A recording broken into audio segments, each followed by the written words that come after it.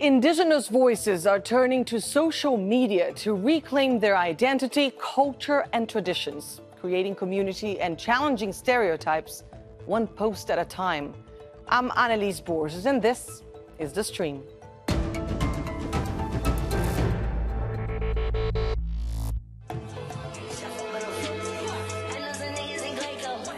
See you genocide us, then you colonize us. See you sterilize us, and now you fetishize us. See you stigmatize us.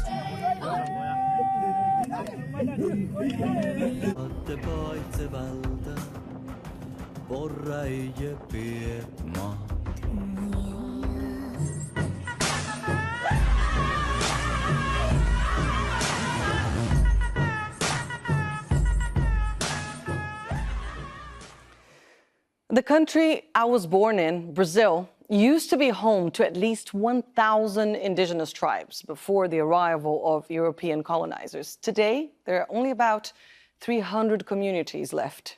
Many of them feel discriminated against and under pressure to assimilate into urban culture, something social media influencers are fighting by making diverse indigenous identities visible. They call it a revolution. Here's one of those voices, DJ Eric. Representar a cultura indígena hoje está representando as várias nações que existem no Brasil. O processo colonial em nosso país foi muito duro e silenciou muito os nossos povos indígenas. Então, muitas vezes as nossas crenças, as nossas músicas foram demonizadas e muitas vezes proibidas de serem cantadas nos nossos territórios, e principalmente quando a gente acessa os centros urbanos, as cidades e tudo mais. Então hoje trabalhar com música, trabalhar com cultura, com a nossa vestimenta, com as nossas pinturas, é um sinônimo de que a gente está levantando, né? É um marco muito importante para nós, povos indígenas, até porque esse direito por muitas vezes foi negado a nós. Então eu sou fruto de uma geração que hoje luta e continua lutando ainda para que a gente possa ter essa visibilidade, essa consideração e a representatividade das nossas canções, da nossa cultura, serem reconhecidas e também fortalecidas no meio onde a gente vive hoje, principalmente no país que hoje tem um novo cenário. Tem um novo cenário político, tem um novo cenário social e um levante da população indígena. Acho que o que mais importante e que une a gente contra a população indígena é essa luta igualitária, né, por direito à subsistência, à nossa cultura e o fortalecimento da nossa nação. Então, fazer parte dessa geração que se orgulha de onde veio, de se orgulha de usar suas vestimentas tradicionais e de levar também um pouco da nossa cultura para o mundo, é parte dessa revolução que a gente faz. And to talk more about this revolution, we're joined today by Helene Benonisen, a Sami activist and poet based in Oslo, Norway, and Tony Duncan, an Apache-Arikara and Hidatsa musician and dancer who's joining us from Gilbert, Arizona. Thank you both so much for joining us here on the stream today. We are very, very happy to have you guys. First, Ida, can you tell us a little bit about how this journey onto social media has started for you? How did you decide to, I don't know, share posts about your culture, your origins? Tell us a little bit more.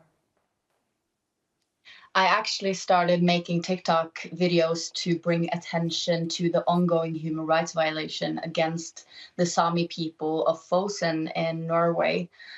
Because the Supreme Court of Norway has ruled that there are an ongoing human rights violation because both the Norwegian government and other companies are stealing indigenous land and putting up illegal wind turbines on native land. So I wanted to bring attention to that fight, the ongoing fight. And for me, this is a continuation of the assimilation politics that has been very active against Sami people.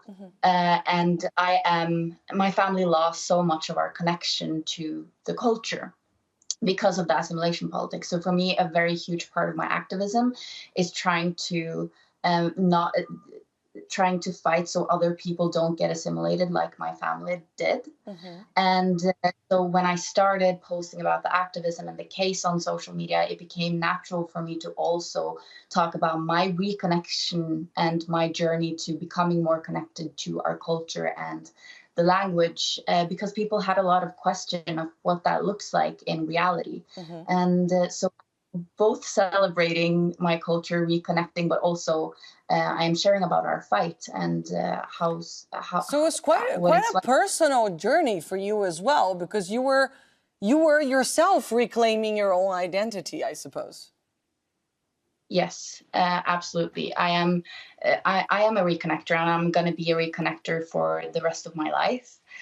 So bringing my followers alongside me, like sharing what it's like to reconnect, and also working so other people don't have to reconnect, so they can stay connected.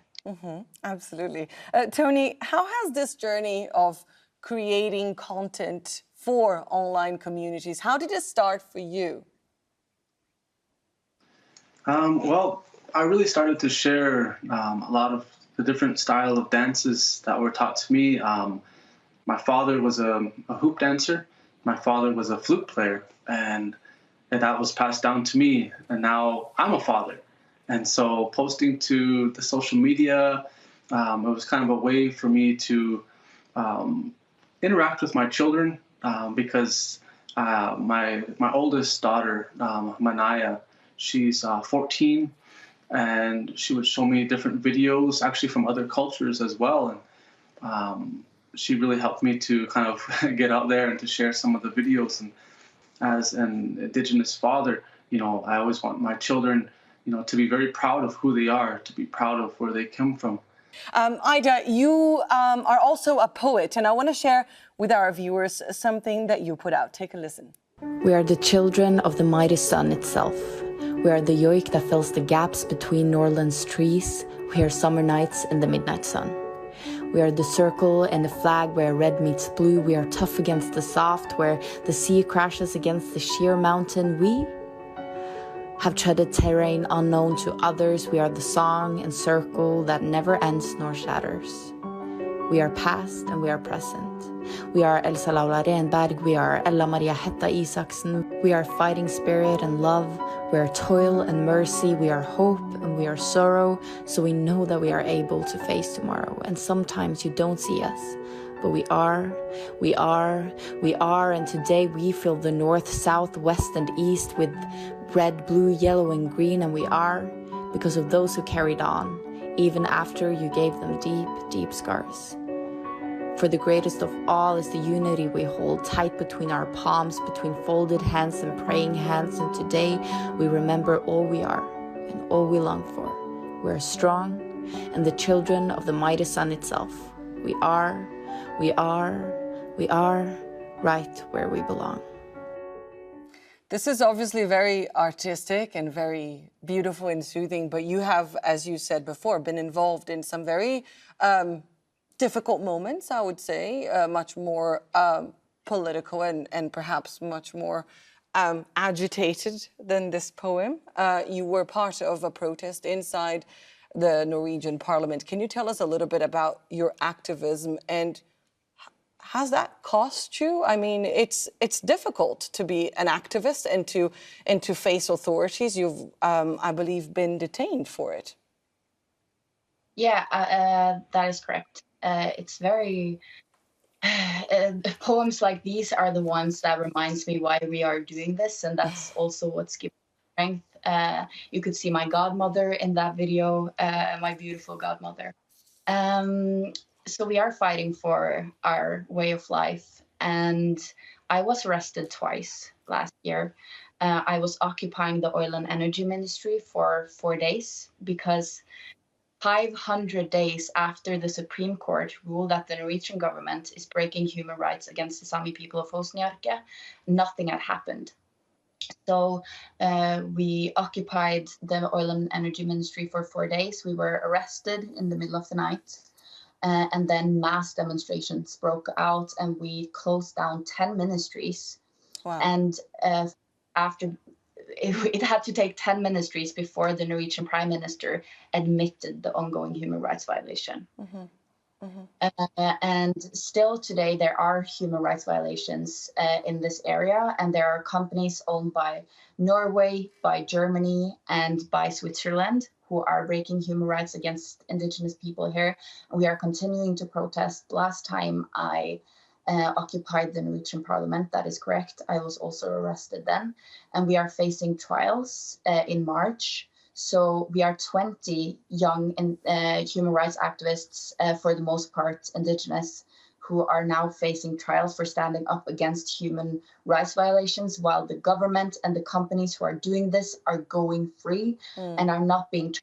Every day there are illegal wind turbines on indigenous reindeer herding territory that are producing illegal power while breaking human rights. And there are consequences. Again, it's very serious with very concrete implications. I want to bring another story into this mix here. In Panama, indigenous groups have been protesting against the government's decision to extend a contract allowing Canadian mining company First Quantum Minerals to continue operating an open-pit copper mine in a richly biodiverse jungle there.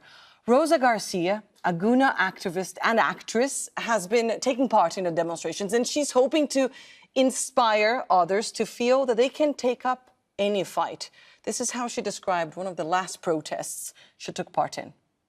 En una de esas veo a una joven Guna, igual que yo portaba toda mi vestimenta, danzando, y veo a una muchacha Guna y que se me queda mirando, pero ella no portaba la vestimenta, o sea, estaba vestida normal.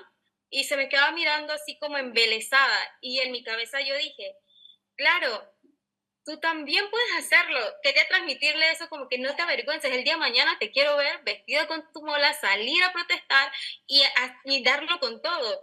Porque no soy solo yo, puedes hacerlo tú también. La veía a través de sus ojos, veía como que qué admiración verme, que ella está vestida, oye, que está protestando y sin pena está danzando. Pero yo dije, eso es lo que quiero provocar en otros jóvenes. Que vean que a través de mí, que si yo pude conseguir mi camino y pude lograr encontrar ese camino a mis orígenes y a mi identidad, otros también pueden hacerlo. O sea, es bonito.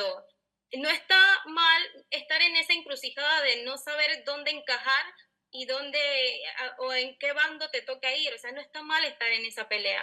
Pero es bonito también encontrar el camino y no sentirte avergonzado y decirle a todos, yo soy Guna y yo soy feliz y yo hablo mi idioma y no me da pena.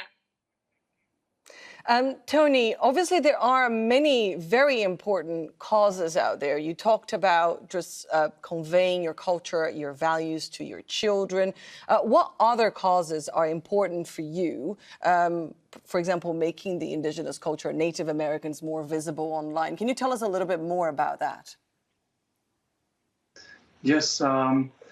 Well, as indigenous peoples, we've always been at the forefront, for standing up and for the integrity, of Mother Earth. And so every culture, every tribe, has their own different battles, different fights, that are taken on many times. Within myself, I come from the San Carlos Apache Nation. Also represent my mother's people of the Mandan, the Hidatsa-Arikara nations, and I would say one of the larger points, was over in Standing Rock, something that really kind of galvanized a lot of indigenous people and kind of opened the eyes, of a lot of people across the world. Standing up over in Standing Rock there, to fight, for the integrity of Mother Earth. And I know when my children, actually just yesterday, we went to my children's school and for a family night, and they were talking about different things of American history. And I actually started talking with my children about, Standing Rock and actually a lot of other different fights that Native people have always been, and also even going into farther back history, talking about the Trail of Tears, and talking about different instances pertaining to Native people fighting, for our traditional ways. And a lot of those histories, aren't taught. A lot of those histories aren't taught in our schools. Mm-hmm. And so my wife is actually a children's book author, and she's writing a lot of different themes, but one of the books that kind of encompasses everything is a book that she calls I Am Native, about teaching a little bit more of the true history of Indigenous culture, mm-hmm. Because, stories is not being told. It's very powerful and is very, very important. There are so many causes out there that Indigenous groups are trying to voice through their presence online. Here are the Maasaiboys bringing a huge issue affecting their community to the forefront of their online work on social media and doing something about the problem. Take a look. East Africa is currently facing one of its worst droughts of the last century. The dire emergency in East Africa, the drought there exacerbating the hunger crisis. As many as 20 million people, half of them are children. We Maasai in Tanzania and many other indigenous people are heavily affected by the extreme drought periods.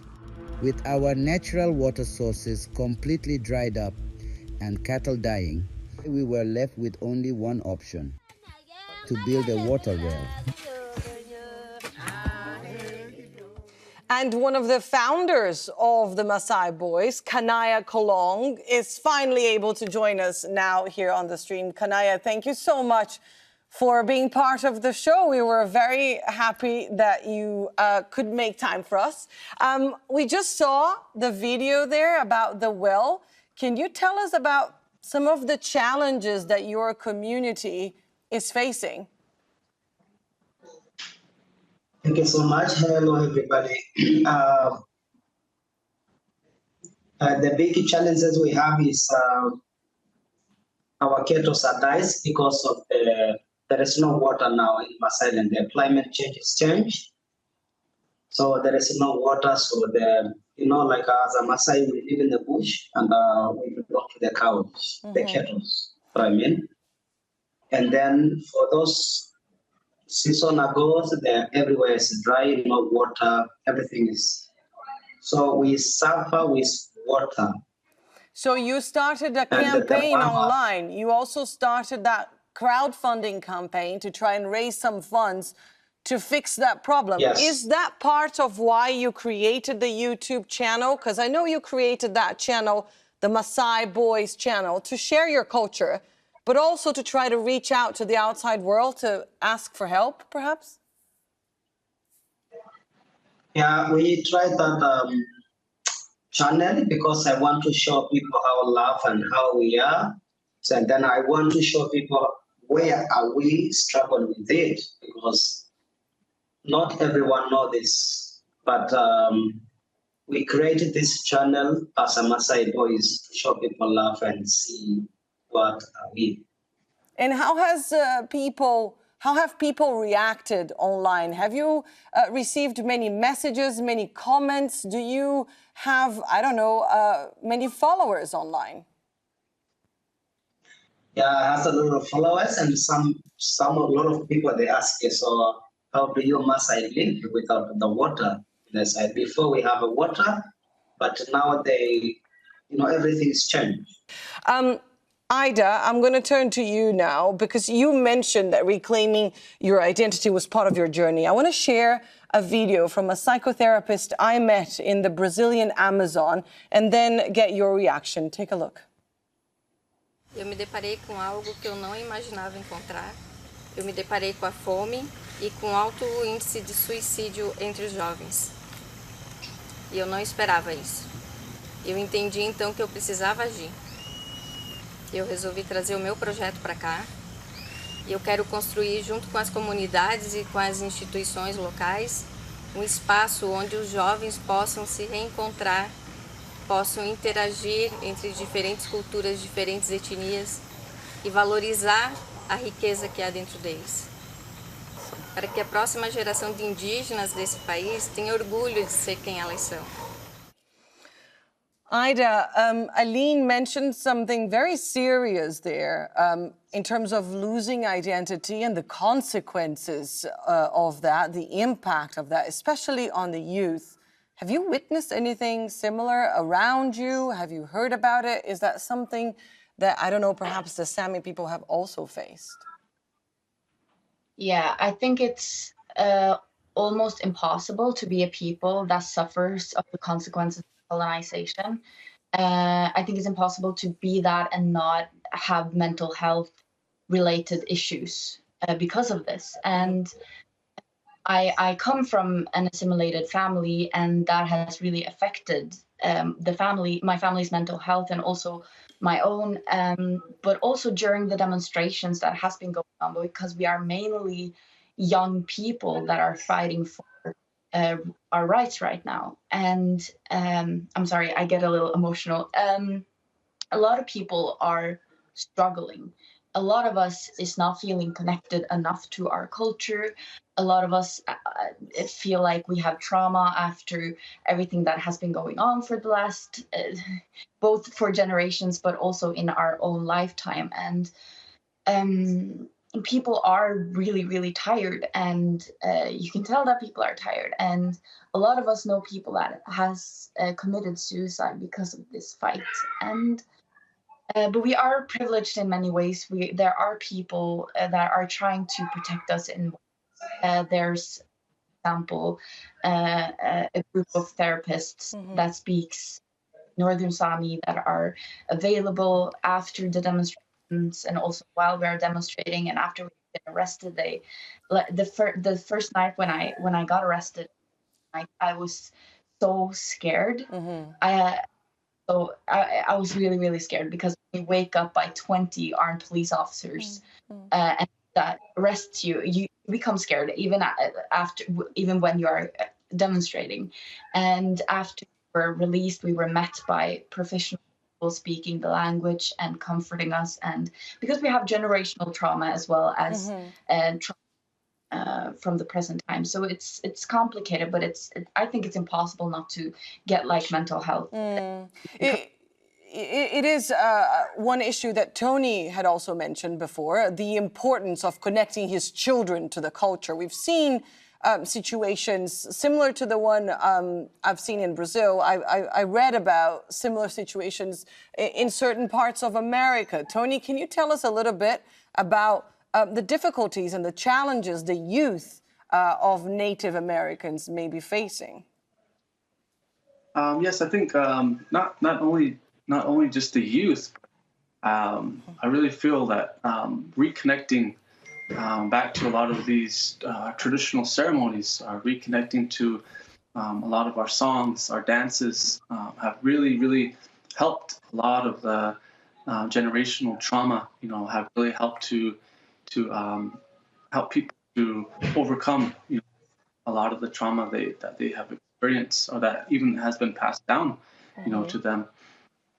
And so there's a lot of relatives of mine, a lot of relatives of my wife, that have really gotten into learning those songs because they say that the drum that we use, they call it grandfather, because the same way you go to your grandfather for wisdom, or the same way you go to your grandfather to learn different teachings, or to learn how to overcome some obstacle. They say you can drum in that same way. And so there's a lot of young people that are learning a lot of these songs of healing.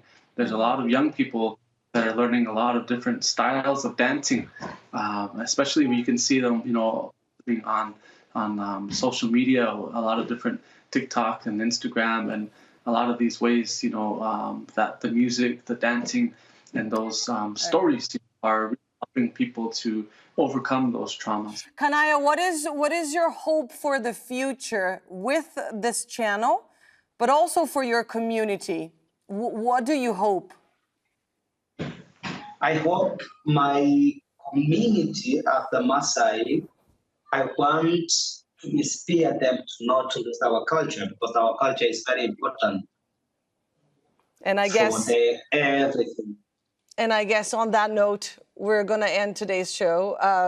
Not losing culture is a very, very important part of your mission, and you guys are doing a wonderful job about it. So thank you so much, Kanaya, Ida, and Tony, for joining us here on the stream today. It's been a pleasure to have you and to have this chat. And thank you all for watching. Don't forget to send us your comments and your suggestions for the show online on social media. For that, you can use the hashtag or the handle AJStream. Take care, and I'll see you soon.